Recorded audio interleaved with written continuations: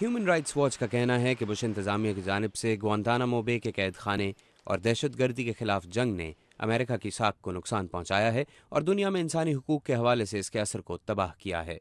Group का कहना है कि पाकिस्तान, चाइना, मिस्र और रूस जैसे ममालिक में इंसानी हुकूक की पामाली ने दुनिया को इस तरफ मुतवज्जे किया है। Kenneth Roth human rights watch के एग्जीक्यूटिव डायरेक्टर हैं।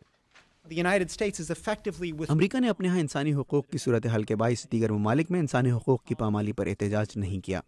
वाशिंगटन पर यह इल्ज़ाम भी लगा है कि उसने सख्त तफ्तीशी हरबे इस्तेमाल किए, जैसे ग्वांतानामो बे में water boarding. Human rights watch का कहना है कि बराक ओबामा को सदर बनने के बाद इंसानी हुकूक पर अमेरिका के तासुर को बहाल करने के लिए ग्वांतानामो बे को बंद करना चाहिए। बराक ओबामा ने अमरीकी टीवी ABC न्यूज़ को इंटरव्यू देते हुए कहा था कि वो ये कैद खाना बंद कर देंगे।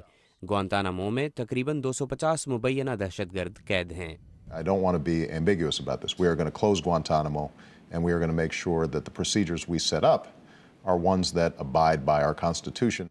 रोथ कहते हैं कि ग्वांतानामो के तमाम कैदियों पर या तो मुकदमे चलाए जाएं या उन्हें रिहा किया जाए। उन्होंने कहा कि रिहाई पाने वालों की मुंतकिली के लिए दूसरे ममालिक को अमेरिका की मदद करनी चाहिए।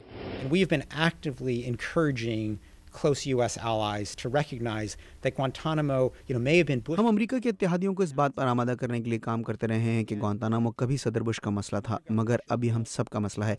दूसरी हुकूमतें ग्वांतानामो को जल्द अज जल्द बंद कराने के लिए ओबामा की मदद करें।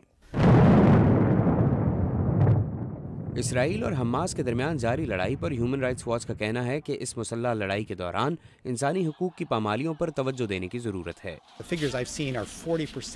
मैंने जो अदाद शुमार देखे हैं उनमें मरने वाले 40% बच्चे और औरतें हैं, जो ये साबित करते हैं कि मरने वालों में बड़ी तादाद निहत्ते शहरियों की है, ना कि हमास के जंगजियों की। तो इस हवाले से बहुत से सवाल पैदा होते हैं कि इसराइल किस हिकमत अमली के साथ ये जंग लड़ रहा है। ग्रुप ने अफगानिस्तान की सूरत हाल पर भी अपने तहफ़्फ़ुज़ात का इजहार किया है, जहाँ तालिबान हुकूमत के खात्मे के बाद से अब तक गुज़श्ता साल पुरतशद्दुद वाक़यात की वजह से बुरा तरीन साल था। ग्रुप का कहना है कि अफ़गान हुकूमत मुल्की निज़ाम में ज़रूरी इस्लाहात लाने की ताकत नहीं रखती और ना ही इसकी ख्वाहिशमंद है। ज़िम्बाब्वे के मुतल्लिक़ रिपोर्ट में बयान किया गया है कि जनूबी अफ्रीका जैसे ममालिक वहाँ इंसानी हुकूक की सूरत हाल में बेहतरी लाने के लिए कुछ नहीं कर सके। इसमें मज़ीद कहा गया कि मिस्र ने अपने पड़ोस सूडान में दारफूर के मसले पर ज़्यादा कोशिशें नहीं की। ग्रुप ने इंडिया का जिक्र करते हुए कहा कि तेज़ी से उभरती हुई मईशत के तौर पर इंडिया इंसानी हुकूक पर अपने माशी मफादात को तरजीह दे रहा है।